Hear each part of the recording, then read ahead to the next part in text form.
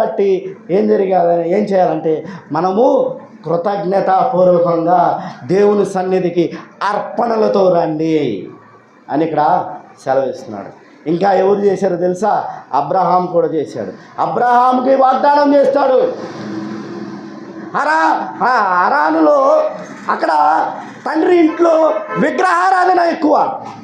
ఒక్క అబ్రహాము తప్పించి అబ్రహాము సోదరులు నాహోరు కానీ మిగతా వాళ్ళు ఎవరైనా సరే విగ్రహాలను పెట్టుకొని ఆరాధిస్తున్నప్పుడు ఈ విగ్రహాలు ఏంటి, సర్వశక్తిమంతుడు ఒకడు ఉన్నాడు కదా అని అబ్రహాముకు తోచినప్పుడు, అబ్రహామా నువ్వు ఇక్కడి నుంచి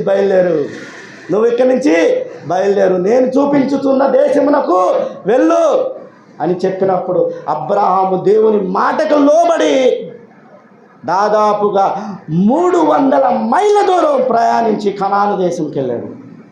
నువ్వు నేను చేస్తామా? మంచిగా ఉంది, పశువులు ఉన్నాయి, గొర్రెలు ఉన్నాయి, గేదెలు ఉన్నాయి, అన్నీ ఉన్నాయి, మంచిగా జరుగుతుంది. కానీ దేవుడు లేడు వాళ్ళ దగ్గర. అబ్రహాము ఇంటిలో దేవుడు లేని సందర్భాన్ని బట్టి దేవా ఏంది ఇదంటే, అబ్రహామా నువ్వు అర్జెంటుగా ఇక్కడి నుంచి బయలుదేరి వెళ్ళిపో అంటాడు. అప్పుడు అబ్రహాము తన పరివారం అంటే తన భార్యని తనతో వచ్చే వాళ్ళందరినీ తీసుకొని దేవుని మాటను బట్టి, దేవుని యందు విశ్వాసాన్ని బట్టి ఏం చేశాడంటే కనాను దేశం చేశాడు. దాదాపుగా 450 కిలోమీటర్లు ప్రయాణించి కనాను దేశం. ఎక్కడి నుంచి? కల్దీల దేశమను హరాను నుంచి బయలుదేరి కనానుకి వెళ్తాడు. అక్కడ దేవుడు చూపించిన ప్రదేశం చూసి అబ్రహాం కూడా ఆశ్చర్యపోతాడన్నమాట. దేవుడు చూపించిన ఈ కనాను దేశాన్ని చూసి అబ్రహాం కూడా ఆశ్చర్యపోతాడు.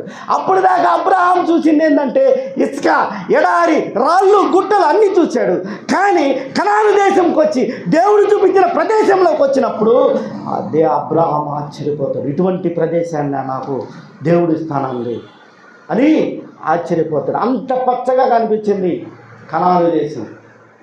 మంచిగా నీటి ప్రవాహాలు ఉన్నాయి, పచ్చని ప్రదేశము, చాలినంత గడ్డి, పశువులకి తినడానికి కావలసిన ఖర్జూర పండ్లు.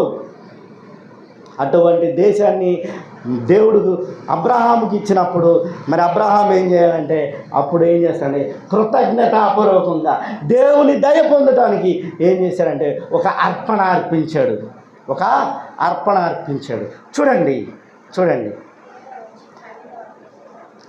ఆదికాండము 12వ అధ్యాయం 7 నుంచి 8 వచనాలు చూడండి. యెహోవా అబ్రహామునకు ప్రత్యక్షమై